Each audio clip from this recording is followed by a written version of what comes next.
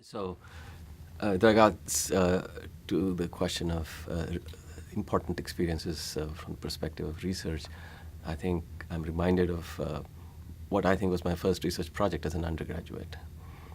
We were working in labs with instruments that were not very good, and you would get results that seemed absurd, and you attributed it to defective instruments. But then I, for some random reason, questioned that assumption that the reason why we are getting those results is because the instruments are defective. And it turned out that the methodology, the theory behind what we were supposed to be doing was actually wrong. It wasn't that the instruments were lying. So to question, when you come upon data which seems to be wrong, you think something went wrong with the experiment. Sometimes that's not the case. The experiment was right. Your theory was wrong. So I think fundamentally it comes down to learning to pose the right question, looking at the outcome of experiments in a holistic way, because you sometimes come upon unexpected findings when you do that.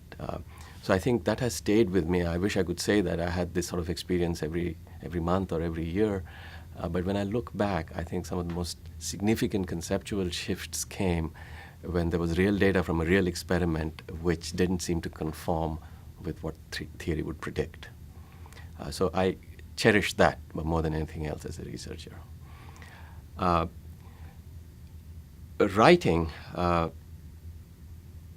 writing is an interesting thing. It forces you to think clearly what you're going to address. And in terms of communicating the ideas, I think there is nothing more effective than getting in front of a very unfamiliar audience. So I'm trained as an electrical engineer, but as has happened on a few occasions when I'm in a room full of 500 MD researchers working on health and wellness, and I get to speak about what I have learned in terms of using technology to deal with health and wellness, it really focuses the mind.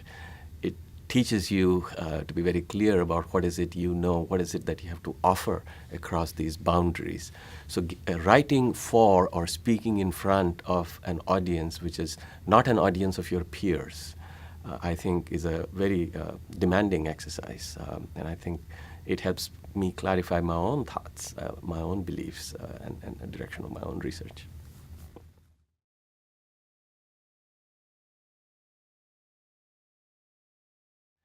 So, here at the Qualcomm Institute, Cal IT2, a lot of what we do, almost all of what we do is collaborative. And so I feel like I'm sitting inside the belly of the beast and watching what makes collaborations happen. And I think more people believe in collaboration than understand the challenges of collaboration. One of the things I witness is individuals, faculty members, and so on, have over a long period of time developed a certain style of work which has been effective. That's the reason why they're still doing it. And when you need to collaborate, you have to kind of cross boundaries again in new ways. You have to assert yourself in new ways. You have to yield to others in unfamiliar ways. This is not easy. So there has to be a reason why you're willing to rewire the mechanisms of interaction that you have developed over a long period of time. Why would you do that?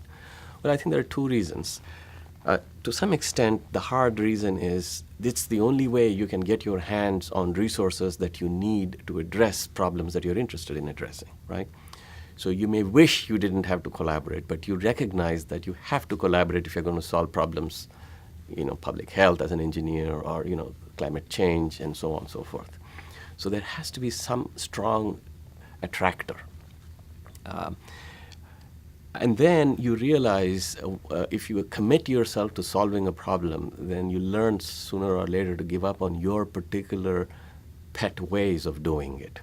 You're happy to absorb methods and ways of thinking from other disciplines because it helps you solve the problem. So you kind of get more attached to the problem than to your own methods. We tend to spend a lot of time taking our methods as far as they will go. Much of academia promotes that, encourages that, almost demands that. But it's when you get attached to a problem instead that you say, well, if there is somebody else from a completely different discipline that has some insights on what affects behavioral change, why don't I work with them? So there is a barrier to overcome. Many people profess the value of collaboration without recognizing the difficulties of doing that in a sustained way. And I think we've done a great job. I think the alliance, the partnerships that produce this establishment is a good example of the kind of resources that have to be expended if you're going to play in that space.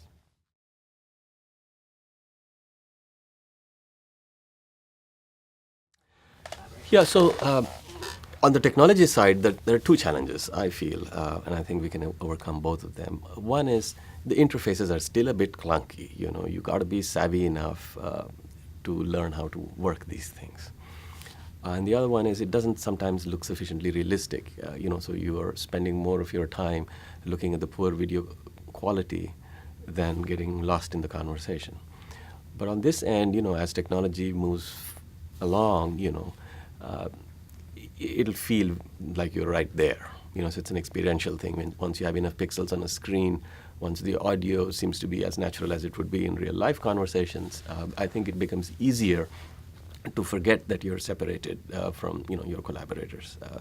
So I think there are some technology issues that need to be overcome, but I don't see much, to be honest. There is also very low data rates, almost subliminal communication that takes place when you're in the physical presence of somebody.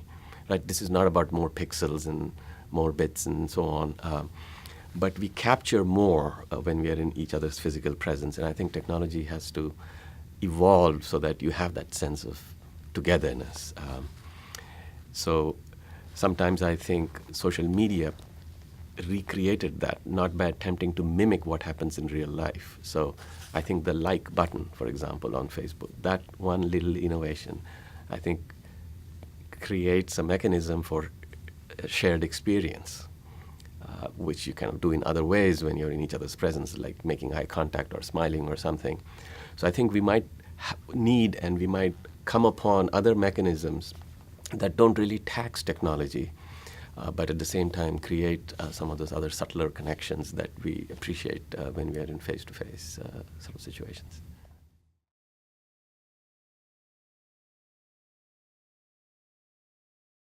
So this is one of the earliest sort of realizations for me. I think some engineers, I dare say most engineers, spend very little time formulating problems, and they spend most of their time solving problems. It's a pejorative term in engineering to say that there is somebody who is creating problems. It's like the last thing you want to do is create problems. Life is worth living only to the extent that you solve problems. Which also means that you tend to have a small set of problems that you believe deserve to be solved, and you kind of bang away at it, and you do a great job of making them cheaper, lighter, faster, the usual stuff that you associate with technology. But if you spend time, as I ended up doing with artists and composers on the creative side, to some extent, there is some creativity in defining the right problems. So I think at the highest level, what you learn, what an engineer learns collaborating with artists is to recognize that you have a choice on what you view as a problem and what you define as a problem. And sometimes that is 99% of the effort, because once you define a problem, there'll be lots of people who can solve it, can work on it. So to elevate the art of defining the problem, I think is the biggest, is from my perspective, the biggest payback.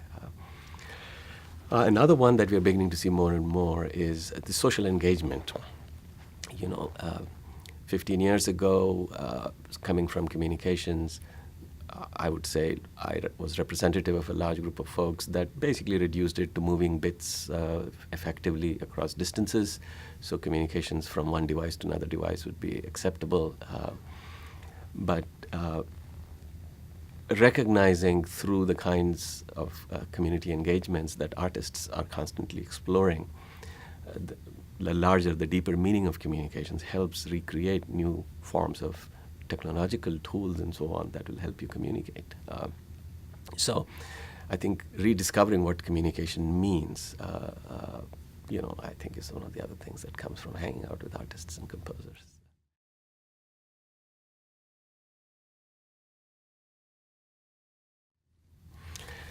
So if I could speak candidly,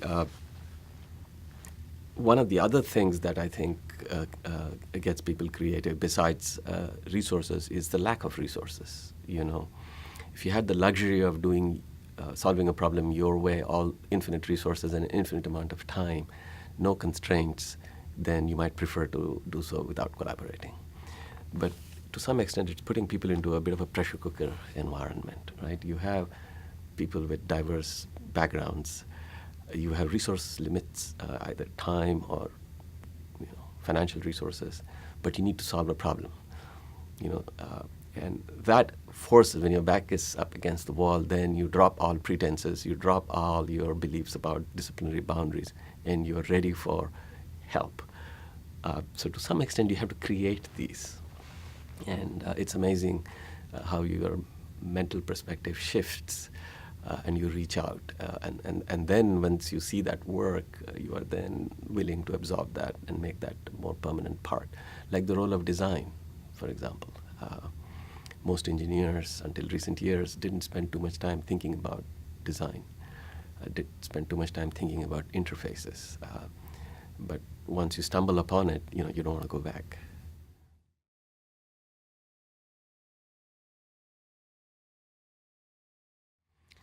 Yeah, so I think it alters the landscape very dramatically. We are used to having data of a certain sort based on mechanisms of communications that prevailed, for whatever reasons they prevailed.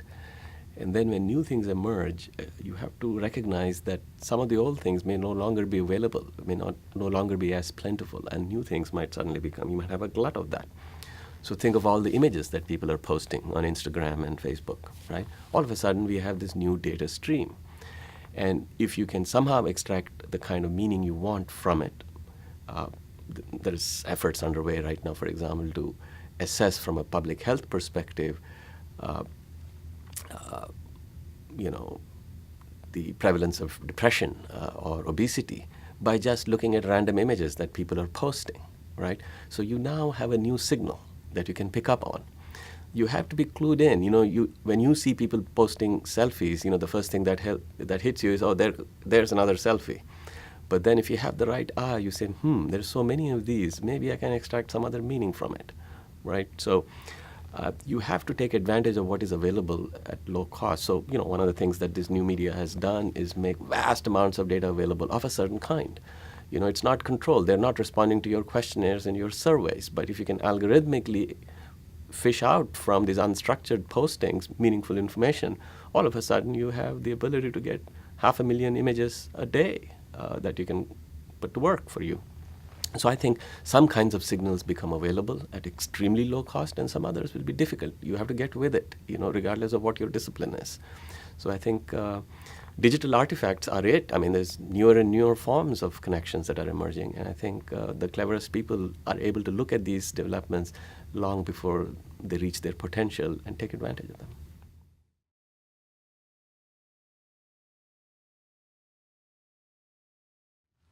So I've come to realize, just casual reading, that there's a part of your brain that evolved biologically to spot patterns visually. It's just a mechanism that we have, and it doesn't really fight with your analytical thinking. So it's not an either or, and it would serve us well to have mechanisms, interfaces, methods that would allow us to look at information both analytically as well as visually. Where it seems to make the most difference, based on what I have encountered so far, is when you want to look through data at multiple scales. So you want to zoom in and out very, very quickly. You want to see patterns of global, climate change globally, and then zoom in and drop in. So hypothesis generation, is one of the things that I think is very heavily facilitated, well facilitated by looking at information visually. I also think that in some strange ways, when it comes to behavior change, representing information visually in a particular manner, helps you absorb it. So if somebody were to tell you your cholesterol level is 138 now, is that a good number or a bad number? Or maybe there's a reference range. You remember it when you stare at it, but 6 days later you're like, how far away are you from whatever the target should be? It's not clear.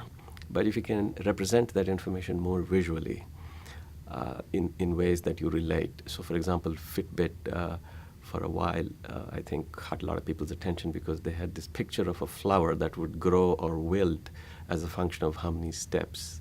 So you don't think in terms of actual number of steps, but you're nurturing this little flower. And maybe that accesses different channels that you have for wanting to change your behavior so that you find yourself in a healthy state. So I think it's interesting ways in which we can reach people because we evolved to get comfortable in our natural surroundings in a visual way. And so if you can absorb that, understand it well enough, I think it would be very helpful for many other things.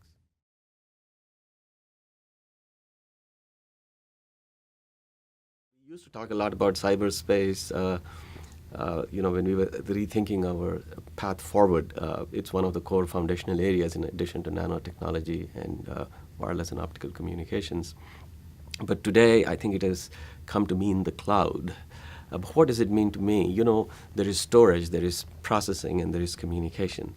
And until recently, we had to directly get involved in every aspect. You had to think about where was your data being stored, on what machine was it being computed, and exactly over what technology were you going to move the information from one spot to another spot, right? So you had to kind of be the plumber, even if you didn't want to be. But to some extent, cyberspace now kind of takes care of all of that for you. So storage, computation, visualization, it follows you around as you travel. Your email is always with you. You can stop thinking about the underlying technological elements that enable all of this. So I think cyberspace technically speaks for that. But I think increasingly it's the algorithmic side of it, right? To understand your interests. What do you like to search for? I know some of it is very annoying, and we all want to guard our privacy and sometimes get help by giving away our patterns of usage. So algorithms are also now a part of cyberspace, right? Your preferences for how you like to travel, what kind of places you like to eat at, and so on and so forth. So it's sort of everything that your brain wishes was there to help augment your life experiences. And so all the technology aspects of that is conceptually in the cyberspace today, or getting there, if not completely there.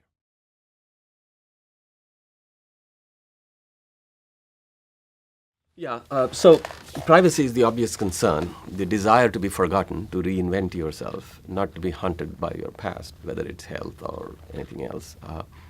I think we like to give ourselves the opportunity to reinvent ourselves and recreate ourselves. And we will want cyberspace to help us with that also. But I think this will be a challenge because, there are motivations that aren't necessarily aligned. We might want to turn a new leaf in our personal lives. And maybe there are people who want to remember things you want to forget. And even if there is a willingness to want to accommodate individual interests, technology may not be perfect. So it may well be that there are some things which are irreversible. The other thing that I think we are reasonably comfortable with regard to privacy is it's the feeling that you alone are being watched, that you alone have been targeted in some way that I think is the spookiest. If everybody is being tracked in the same way, it doesn't matter. But technology will allow, selective tracking of individuals, and that is not a very comfortable feeling.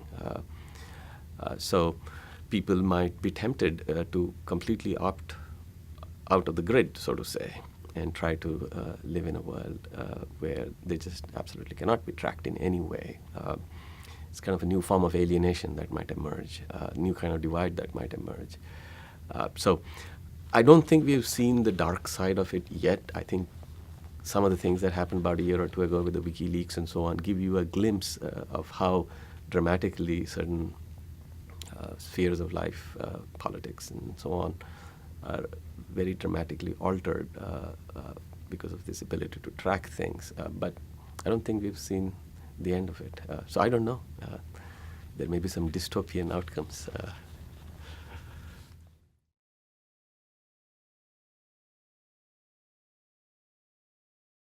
I think now, more so than ever before, it is important to not only learn the particulars of whatever your discipline taught you, but also to abstract it and connect with it at another level, because the way in which it is connected with the physical reality today may not be how it would be connected, 5 years from now, 10 years now. Going back to the conversation we were having about images, if you're graduating from the medical school, you're used to using a stethoscope and a thermometer to assess your patients.